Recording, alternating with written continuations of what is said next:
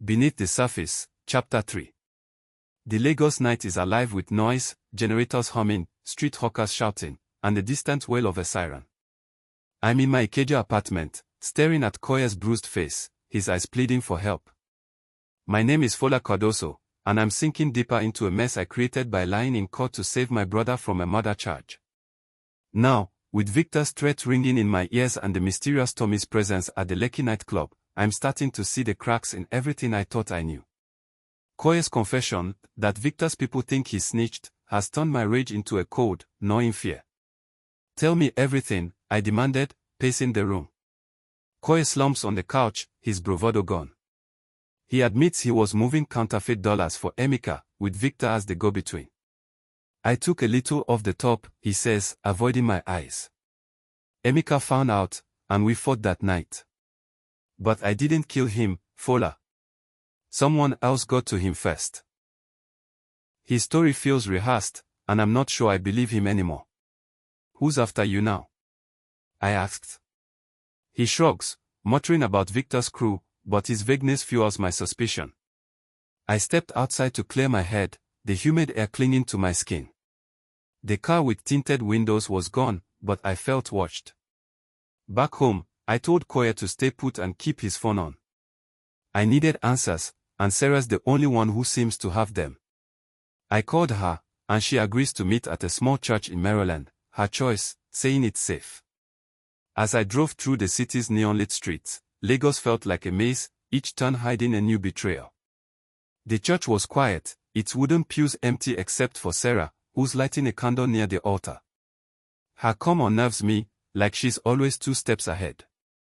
Koya's in deeper than you think, she says, handing me a USB drive. Recordings of Victor talking to someone high up, planning to clean house after Emeka's death. Koya's name came up. I pocketed the drive, my mind racing. If Victor's bosses want Koya silenced, my brother's running out of time.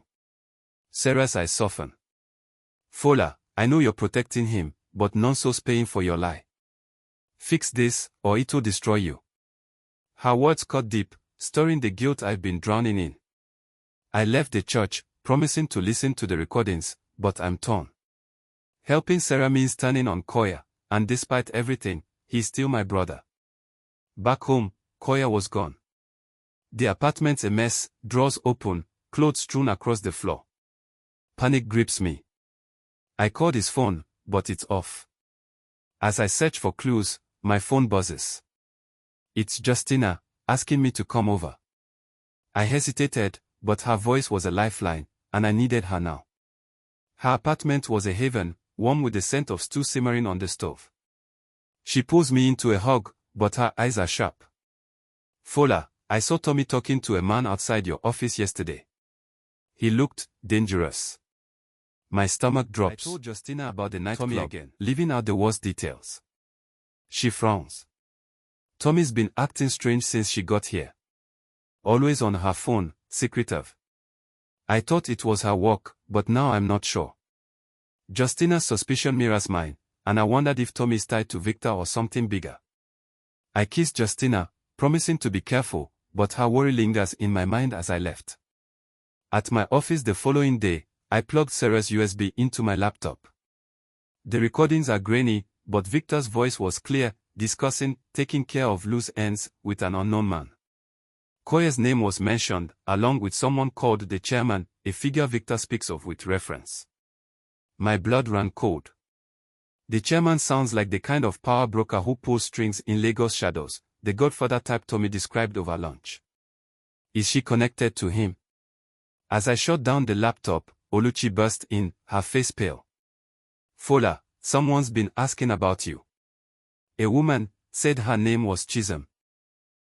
I don't know any Chisholm, but the timing feels wrong. I told Oluchi I would be out for the day and headed to Koya's apartment, hoping he's there. The place was dark, but I find a note slipped under the door, meet me at the jetty in Apapa, midnight. Come alone. It wasn't Koya's handwriting. I was curious. Who could he be meeting at midnight? I decided to find out.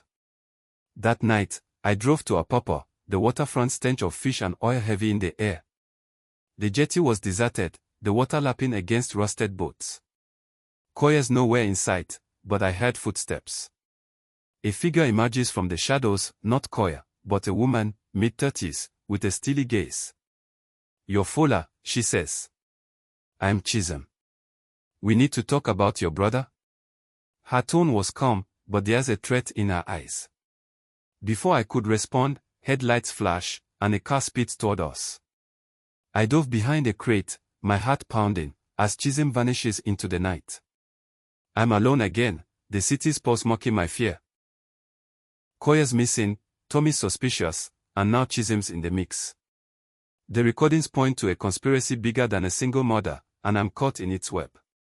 As I drove back to Ikeja, I realized I can't trust anyone, not even Koya. The lie I told in court was just the beginning, and now, with every step, I'm sinking deeper beneath the surface of Lagos' dark heart.